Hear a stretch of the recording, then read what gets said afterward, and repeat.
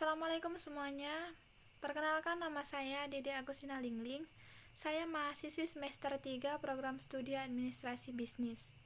Di sini saya akan menceritakan seputar komunikasi bisnis.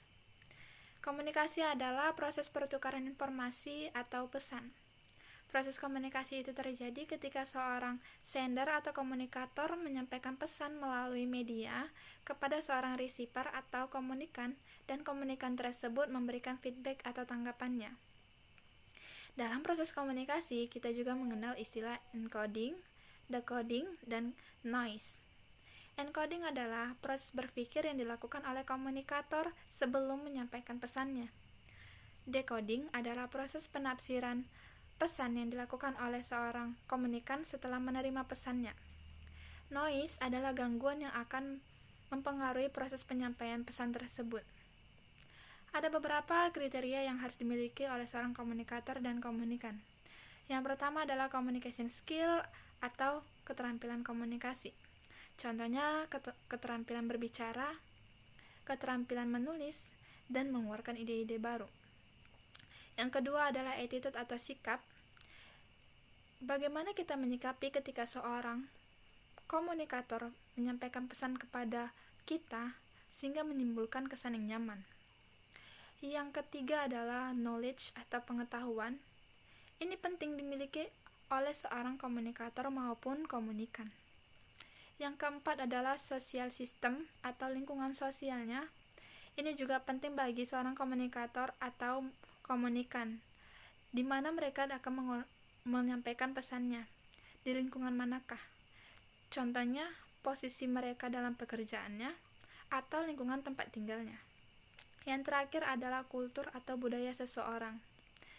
Ini juga penting dikuasai oleh seorang komunikator maupun komunikan.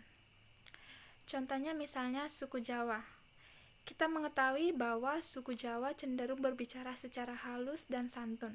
Maka kita juga bisa menempatkan diri untuk berbicara secara halus dan santun. Ada dua bentuk komunikasi. Yang pertama komunikasi verbal, yaitu komunikasi yang dilakukan secara lisan maupun tulisan. Dan yang kedua adalah komunikasi nonverbal, yaitu komunikasi yang dilakukan dengan cara memberikan gerakan tubuh, ekspresi wajah, bahasa isyarat, gambar, warna, simbol, dan lain sebagainya. Ada beberapa contoh komunikasi nonverbal yang dilatar belakangi oleh kultur atau budaya. Misalnya seperti berjabat tangan. Di Indonesia, berjabat tangan dilakukan dengan salaman. Berbeda dengan negara luar. Contohnya kita ambil seperti negara Cina. Mereka memberikan rasa hormat dengan cara menundukkan kepala. Contoh lainnya adalah ketika kita menunjuk seseorang.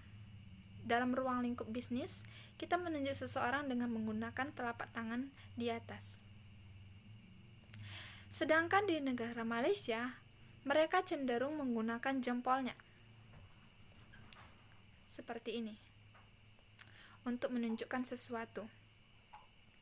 Nah, itulah tadi sebagian video mengenai komunikasi bisnis. Semoga bermanfaat buat semuanya. Terima kasih. Wassalamualaikum warahmatullahi wabarakatuh.